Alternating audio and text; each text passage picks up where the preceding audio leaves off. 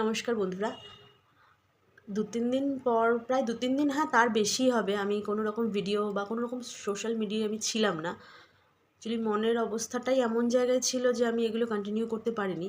জানি এটা ইউটিউবের গাইডলাইনের বাইরে, যে আমাকে প্রতিদিন টাইমটা মেনটেন করতে হবে, কিন্তু আমি সেই পরিস্থিতিতে ছিলাম না যে আমি এগুলো সব করবো বা নিজেরকে এন্টারটেনমেন্ট করবো। অ্যাকচুয়ালি ইউটিউব আমার নিজেকে এন্টারটেনমেন্ট করা ছাড়া আর কিচ্ছু না।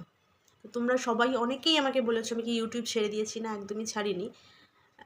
আমি কিছু হারিয়ে কিছু পেয়েছিলাম, তো আজ সেই পাওয়াটাই আমার কাছ থেকে যখন চলে গেল না, আমি সত্যি কিছু পারছিলাম না আর করতে।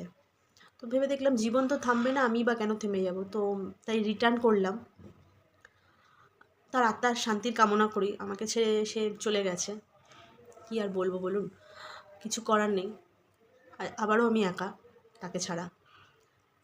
তো চেষ্টা করবো নেক্সট বার থেকে ভিডিও আবার তোমাদের সঙ্গে কন্টিনিউ করতে। তোমরা পাশে থেকে এইভাবেই সাপোর্ট করো। আর একটা আমি আমার জীবন দিয়ে বুঝেছি একটা কথা, শেয়ার করি একটু।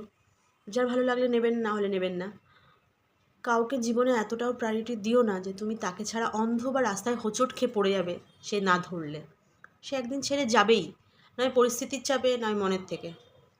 তো তাই জন্য বলছি বন্ধুরা, নিজের অন্ধ যদি হও, নিজের লাঠি নিজে হও, কিন্তু তাই বলে অন্ধ হয়ে কারোর হাত ধরতে যেও না, নাহলে আমার মতন পরিস্থিতি হবে।